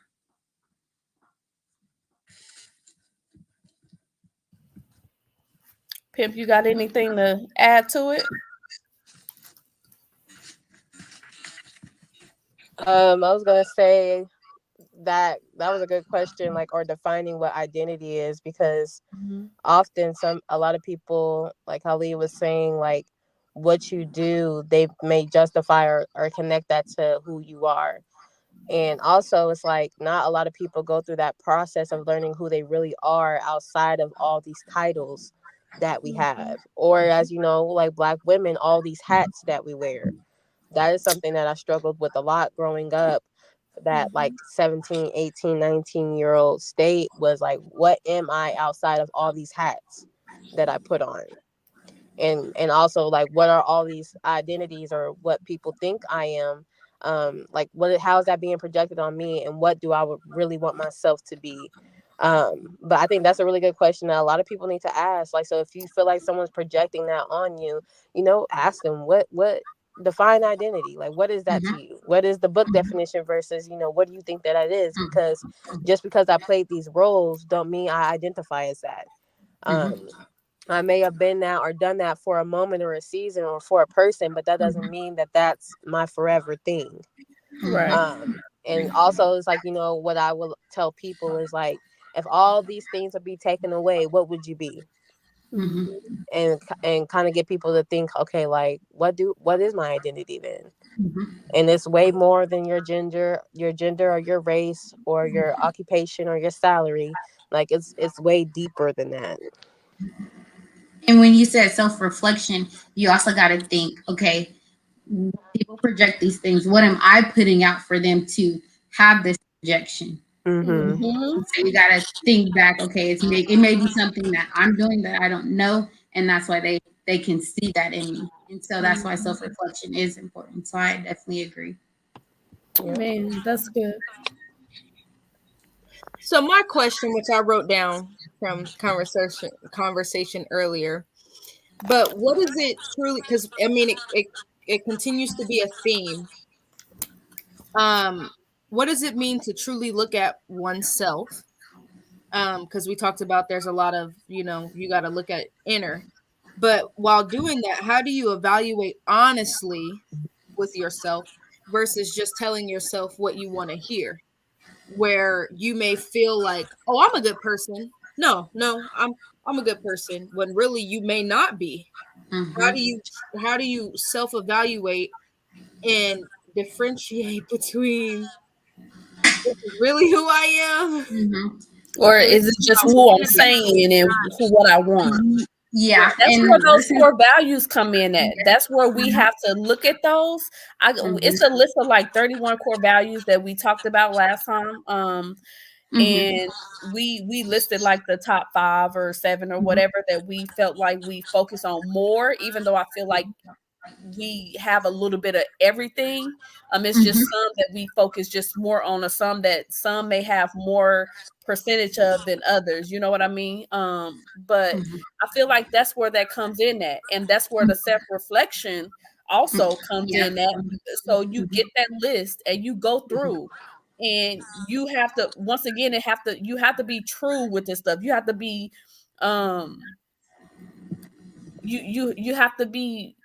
you have to be real with yourself. You can't be fake with it. You can't come up with fake answers, because that's just going to lead to other fake stuff and unreal things. You have to be real with it. You have to be intentional. That's a word that I like to use a lot. You have to be intentional about who it is that you are, and what you stand for, and all that. And I feel like that's at least a starting point for you to realize it, if it's just something that I'm just saying what I want to be, and am I actually walking like this? Am I actually doing these things? Am I actually trying to put this stuff to work? Am I really living like this? Am I, you know what I mean? I'm not just saying this, but then once again, like I said with my son, I'm saying one thing and then I'm doing another. No, you got to be intentional with it. You walk it and you talk it, you walk it, you do all of it. So I feel like that's at least the starting point of it. And just like they say, judge a tree by the fruit it bears, not what it looks like, but the fruit that you bear. So like you said, being self-aware, and I've done this reflection, what fruits am I truly bearing? You know what I mean? And you got to see what non-fruits are you bearing and carrying, and what you lack in, what you're doing. So I did a self-reflection, and it can look a certain way, but what fruits are you truly bearing? And I think that's kind of how you ask yourself, am I really acting upon these things? Not just, I can look the look, talk the talk, do the quotes, scriptures, cliches, but am I acting it out? And am I truly being fruitful? Because the apple tree, all those apples could be poison. So it's asking yourself that, judge it by the fruit that you are bearing. That's why I feel like we need to, that's why I feel like we need to be diligent, and we need to be true with how we present ourselves. We need to really mean what we say. We need to really walk the way that we should, because we do get judged, and I feel like everybody judges. I feel like that's like something automatic that we do. And we always think about the negative too. We always think about something negative, or something in some type of negative way or something. We never too much go on the positive end or any of that. And I feel like if you're intentional about who you are and what you want to be and what you want to do, where you want to go, you're gonna walk that way. Things are gonna fall as they need to, and you're gonna be and do and act in the ways that you say that you are, or who you are, and how you are, and all that. And intentionality, that's my word. I don't know another good word for that other than intentionality. I don't know, and purpose. Like, I feel like we don't know. I feel like most of us don't know what our purpose is. So sometimes we can't walk in our purpose, or sometimes we are in a lane that may not be ours, right? Because we don't know what that purpose is. Everybody's here for a reason. Everybody's here to do something, to create something, to anything. You don't know. We need to find out what that is. And until we do, it's going to be all kinds of chaotic stuff going on, because it's once again, everything is so unknown. Everything is so left field and all that. And we're looking at other people's walks and their ways and what they're doing. And so now we're trying to compare ourselves with them, and what they have, and where they going, and what they doing, and how they're talking, and what they're saying. And then we try to, there comes the competition part. We try to, but everybody's walk is different. Everybody's walk is different. So I like when you said intentional. That's a really good piece, because we have to be intentional about making these changes. And my life coach brought up to me another powerful word was embodiment. And I noticed, I'm like, okay, I do all these self-help books, podcasts, listen to all those things. I'm telling myself these things, but I'm not acting them out. I'm not embodying it. And that was the difference between actually becoming who I wanted to be and actually just, speaking those things. So what happened? So I found myself in this situation. So I'm curious. So what happens when your intentions fall short of their projection of you? Now, I feel like it still aligns with your own projection of who you are and your intentions. Well, my intentions were pure, but for them, the intentions didn't matter. It was the outcome. And the outcome was what it was because they manipulated the situation. So I had a different outcome in mind, and so did they. So the only thing I can hear, Sarah, is the only thing I have to say about that is you're not doing it for them. That part. So that outcome, the outcome that they projected, that it was, you're not doing it for them, so that doesn't matter. Well, but sometimes I am. I mean, I do it for me. Like, I'm lending a helping hand. I'm overextending myself. But I do it because it does also feed me. Like I Oh yeah, get for sure. enjoyment out of that, and I feel like it's a part of who I am. But I was told that the intentions don't matter. It's what the result was. And because I didn't like the results, your intentions were bad. Although those Oh, okay. I thought you were talking about projecting identity. That's I'm like, you're not doing that for them. But now, no. okay. I don't know, because when they're trying to tell you, they're projecting onto you, Mm-hmm. you're this horrible person, you're ill-intended. Okay, I get it now. Mm-hmm. You move weird, or you don't have my best interests at heart, or whatever the case may be. And I say, well, this is what my intentions were. Well, it doesn't matter what your intentions were. This is how it played out. This is the result we got, and I don't like the result. Mm-hmm.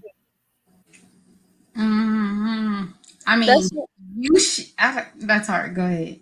No, I was just gonna say, I feel like that's where the word grace will come in for me at, because I feel like some people don't give people chances. Some people don't understand that they're human just like the other people, right? They're gonna mess up, they're gonna make mistakes.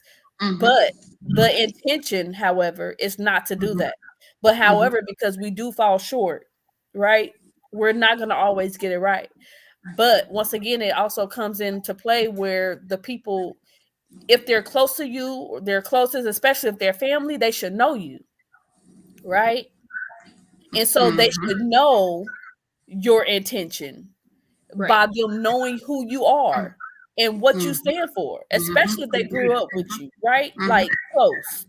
They should And know you know your intention. God knows your intention, and if they can't respect you enough to see, like she said, oh, that's Cora. I know her intent was, nothing but good. Even though it messed up, I know that wasn't her intention. Right. It puts me in the mind of just like, you're not gonna win, because the results only changed because you yourself manipulated it and got this result. So it wasn't because like, oh, I effed up. Like, I had it set, but because that manipulator in you, that controlling in you, had to have your hands on it where it wasn't meant to be, it turned out to be not great for either of us, But I think that's true. That's full circle, because I was told that I don't know you. So, yeah. I think some people don't like their karma.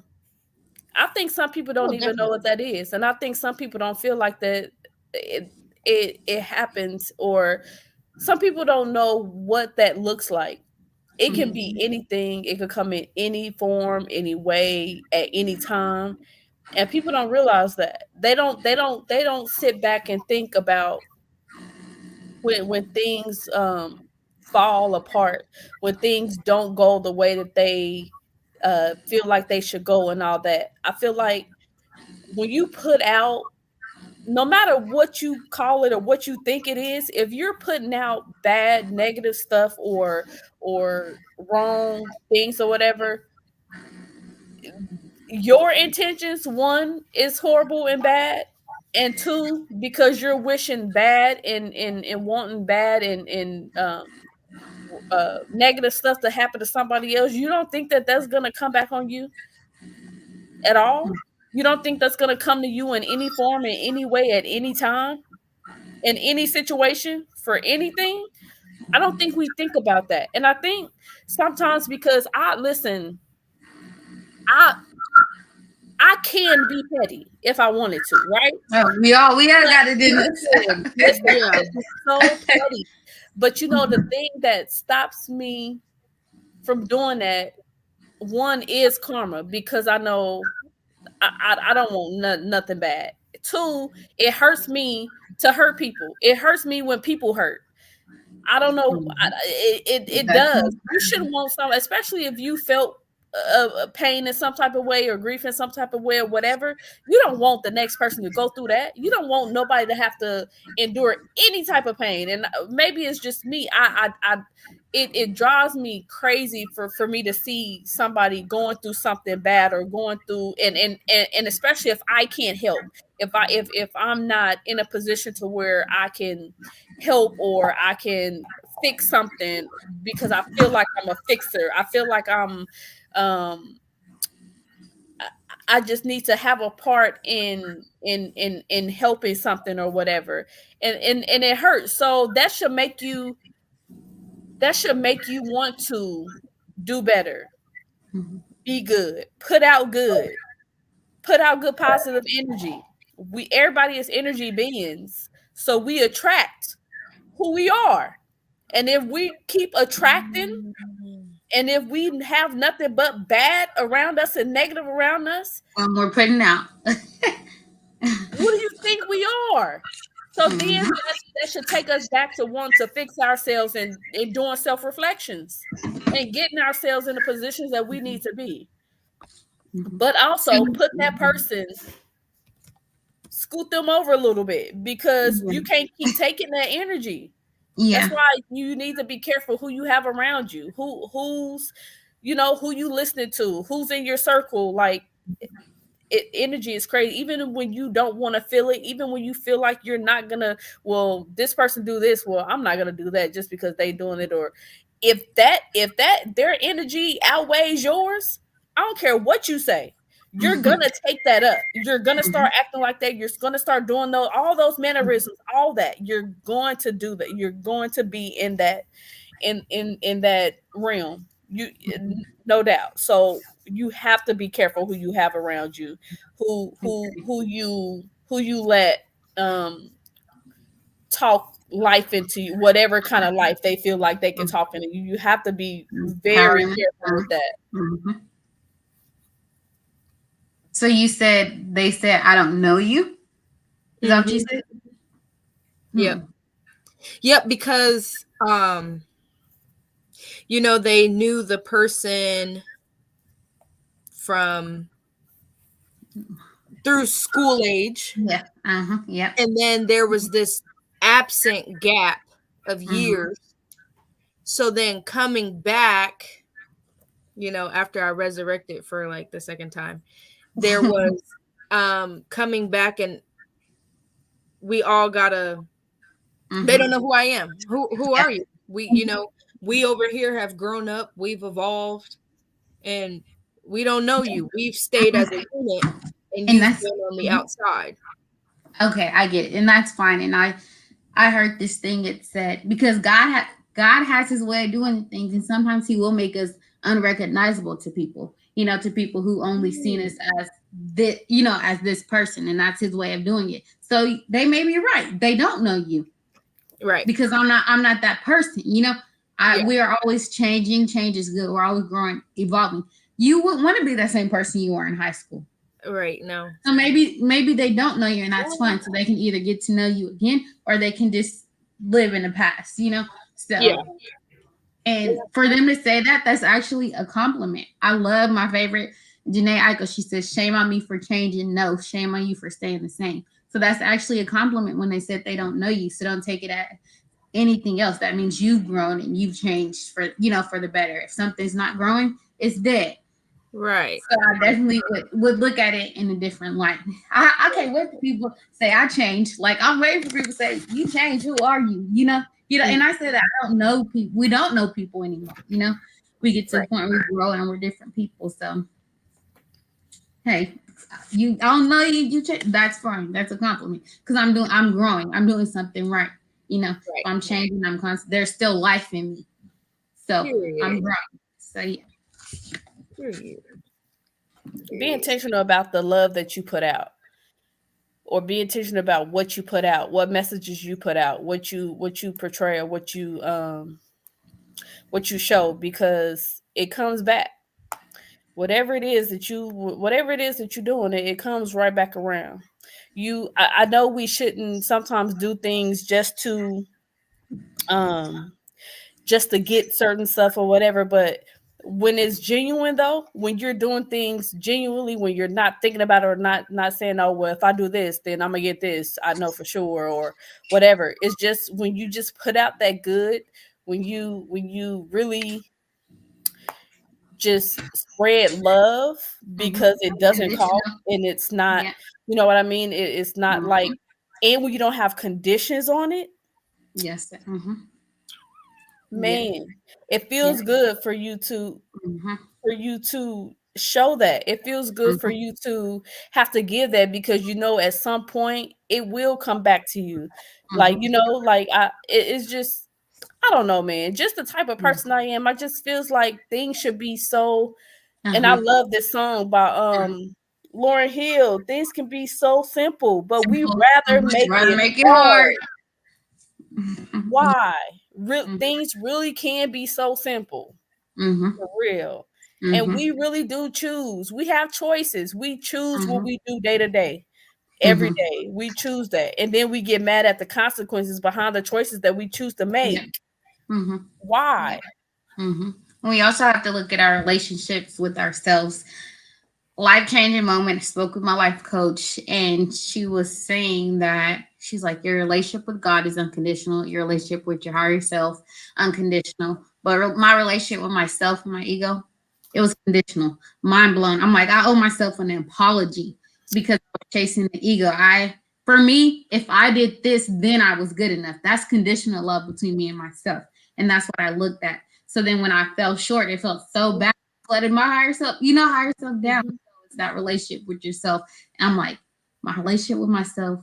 I'm like, I thought I was good, self-love, all this stuff, but it was conditional because if I meet this expectation, I felt so bad. I was so hard on myself. So I'm like, that's it. So that relationship with yourself has to be unconditional. You have to look at the relationships, that you are creating, but don't forget about that self, because it was just mind blowing. I thought I was doing all the self-care all these days and things like that, but I still was having a relationship with myself. It was unconditional and it was heartbreaking. I'm like, I owe myself an apology for 7 years, it was life-changing, because that's how it was. I always set myself to a higher standard expectation, and that's fine, but also be okay if you don't meet those, but for me, if I didn't meet those, immediately I wasn't good enough, or I'm not doing something right.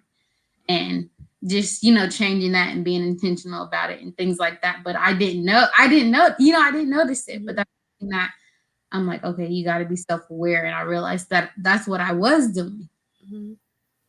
That's funny. We also do need, you're right, we need grace with ourselves.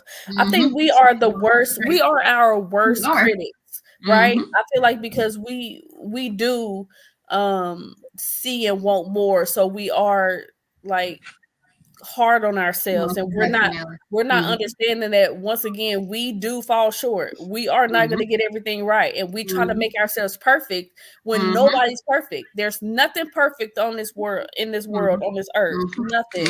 And it's funny that you say you have to apologize to yourself, because I did also, and I actually wrote an apology letter to myself.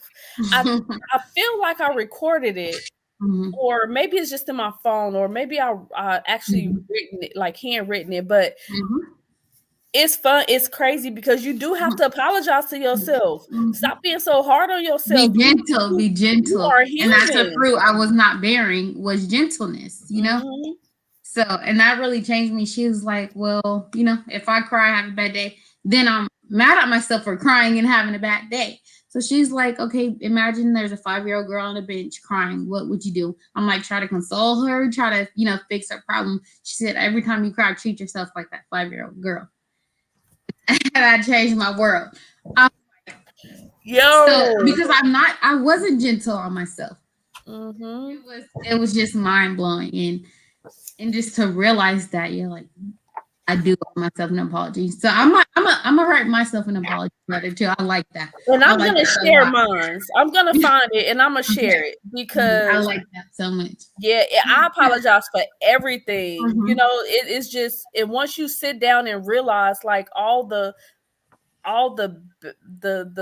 bad images that you put in your head about yourself because you're not at this level that you feel like you need to be. and then but you give more grace to other people than yourself. Yes. And I was wondering why I couldn't feel true peace. I was wondering why. That's so crazy. So I haven't wrote a letter to myself to apologize. I'm sure I'm gonna have to. Okay, definitely. Yeah. But I have. Let's do this. I didn't write it, but I do have a letter to my inner child, which I don't know if I can see that. But I was doing, it was an assignment in my workbook, and it was just like what you were just saying about if you saw that 5-year-old on the bench. This one was if you were in a parking lot walking into the grocery store and you see a child locked in a car, the parents in the store with like 1,500 people, what do you do? What emotions go through your body? What do you do to try and either rescue, ignore, try to find the parent? Like, what are all these steps? So we have to write all, go through all those emotions, and what would you do to try and help them? And when it came to the child, I said that I would try to get their attention and assure them that, I'm going to help you. There is hope that you're going to get out of this hot car. You're not going to die in there. You're not alone, even if it feels like you're alone in there. And I see you, and I'm trying to the best of my ability to get you out of there, right? So and they're going to turn around and say, oh, so that's you and your inner child. So what do you do to that child? And I said, ain't that about us? So after years and whatnot, so this is what they had us to respond to, which they had them written out, and you were supposed to respond to each statement. And I was in disbelief for all of it. And I had a hard time, believe it or not, receiving it. So this is what it says. I will always be there for you. I pledge to treat you gently and with kindness, even if others don't. I will always love you. You are the most special person to me and the whole world. I will not abandon you no matter what. You will always be safe and protected with me. No matter what you've done in the past, I forgive you, and you did the best you could always. Each new day, okay? Each new day, I will love and forgive you a little more. So being patient with yourself. Yes, most definitely. So after I had that talk, this is what I did on my phone. This is me. I was so think about it. I'm so hard on her. You know what I mean? And then constant reminder. That's why I said it as my screensaver, just to remind me, because we are so hard on ourselves. You're being hard to her. That little girl. Yep. And that's just so crazy. Crazy. Yeah. I think we found the topic for next week's. I mean, which one though? Because I felt like we said a lot. We did, actually. We did, and we touched the previous one, and then we also added to it. So I think the umbrella, because there's many things under it, but I think next episode should be Love's Conditions. Yo, I was thinking that. I was thinking something of like, what do we feel love is? What is love? Because some people have different perceptions of that. Some people have different definitions of that. Some people think let's talk about it. Think it's words. Some people think. Let's talk about it. We was just on. I was just on our podcast, and we was talking about God's love. Yeah. Yep. No, literally days ago. I like it. I love it. And everybody's definitions, like you said, are going to be different because we grew up different. My definition of love may be different from yours because of experiences that I had and things like that. Yeah. And you're not wrong because it's unique to you. That's your definition, So. Yeah. Oh, I'm ready, man. I can't wait. This whole week thing is driving me crazy, especially when we find things to talk about and when we a long time to wait. Okay. Right. But a lot of time to get yourself together too. I know, man. Yeah. I know. Together too. Yeah. Okay, well, I think we're going to try and close it out. Leah, what we also do at the end, I try to have you can tell like where you at if people want to contact you or what you do or what involvement you in or any of that, and social handles, anything or whatever, like closing out Promotion. statements or something? Well, I'll look at the Academy, daycare, accepting children applications, and I also do personal training on the side. I'll give you out my social media. I don't really get on. I take breaks. That's just something I thought that's good for me. I do have Instagram. It's Leah Alford, LeahAlford. That's really all I get on when I get on social media. I haven't been on Snapchat in like a year. Where you can find me there, and that's pretty much it. If you want to contact me on there, and then I'll eventually get back. I do want to say thank you guys for having me. I mean, like I said, when I watched last week, I'm over here cheesing like teeth all over the screen. I'm like, oh, I can't wait for the next one. I was so excited. So I'm like, what's the topic? It's been a blessing, and I feel like we can reach so many more people platform. So I'm grateful, most definitely. Yeah, thanks for coming on. No, thank you. We appreciate it. Look, like I said, the more the merrier, and it is always good to have discussions, especially about things that people don't normally want to talk about or don't feel like it's a problem or something. But I feel like once we in order to get right, in order to be on the straight and narrow, we need to touch these topics. We need to talk about them, and it's okay to have difference of opinions about it, be respectful and all that. But once again, everybody's not going to be on the same page or have the same thoughts, but we can all, however, shoot for the same thing, but travel different ways to get there. We got to maybe we'll get it later, right at that point to receive it at that point, and that's okay too. But the influence and having other like-minded people around, that definitely helps. And and shows our stories can show someone else, okay, I can do this, I can get through and things like that as well. Yes, ma'am, pimp. Whoever thought of this, great. What do I gotta say? I'm multitasking. You like closing things or anything, whatever you want.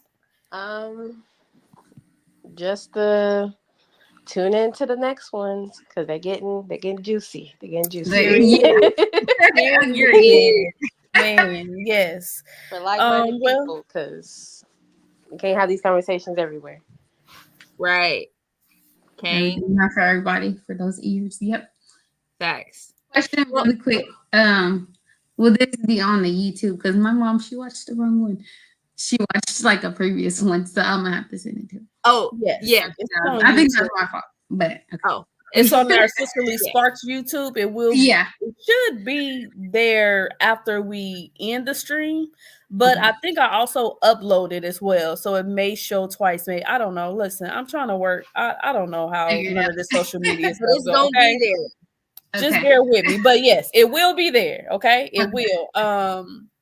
And you can. I don't know if you you could maybe follow my personal pages too, because if you can't see it on there, it's on any of my other social things, because I tried to do it on my personal Facebook, but then our Sisterly Sparks Facebook and the Backstage Sparks YouTube. Yeah, listen, once again, I'm trying. I don't know how this stuff goes. It's all good. So it'll be on there. I'll find it.